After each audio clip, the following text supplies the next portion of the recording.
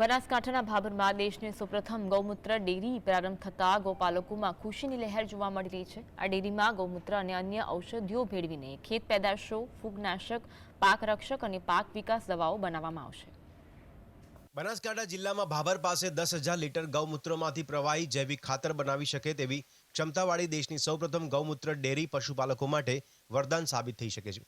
ન માત્ર પશુપાલકો પરંતુ ખેડૂતોને પણ આ ડેરી ખૂબ ઉપયોગી થઈ શકવાનો આશાવાદ છે। આ ડેરીને તાજેતરમાં જ ગુજરાત વિધાનસભાના અધ્યક્ષ શંકરભાઈ ચૌધરી દ્વારા ખુલ્લી મૂકવામાં આવી હતી।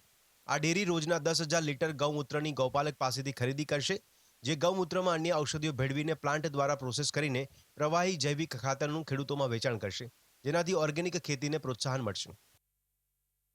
મોટી વાત છે કે ઓનાથી દવાઓ બને છે કે કેમિકલ ફર્ટિલાઇઝર અને પેસ્ટિસાઇડના એક અલ્ટરનેટિવ સોલ્યુશન છે, જે આજે ઓર્ગેનિક ફાર્મિંગમાં શું ઘણો ખેડૂતના સવાલ છે કે ભાઈ ઓર્ગેનિક ફાર્મિંગ કરશું પણ એનાથી બરોબર ઉત્પાદન મળશે કે નહીં।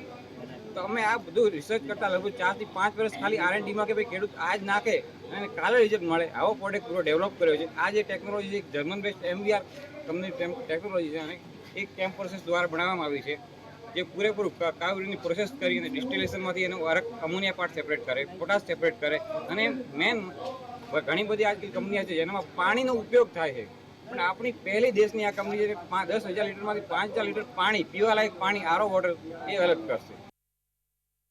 આ ડેરીના માધ્યમથી છેવાડાના ગોપાલકને રોજગારી મળવાની સાથે સાથે ગૌ સંવર્ધન પણ થશે, કારણ કે આ ડેરીના માધ્યમથી રોજનું 50,000 થી 60,000 રૂપિયાનું ગૌમૂત્ર ખરીદવામાં આવશે।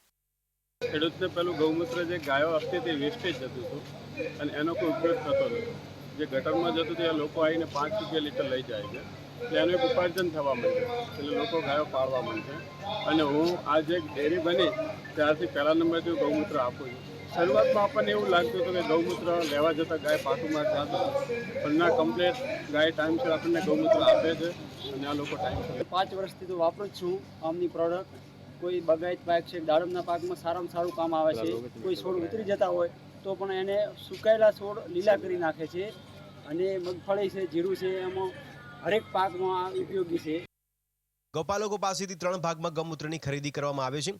ગૌમૂત્રમાંથી પ્રવાહી જૈવિક ખાતર બનાવાતા ગોપાલકો વધુને વધુ ગૌમૂત્ર વેચાણ અર્થે આવતા હવે રોજનું 10,000 લીટર ગૌમૂત્રમાંથી પ્રવાહી જૈવિક ખાતર બનાવી શકાય છે। ધ્રુવ પરમાર, GSTV, બનાસકાંઠા।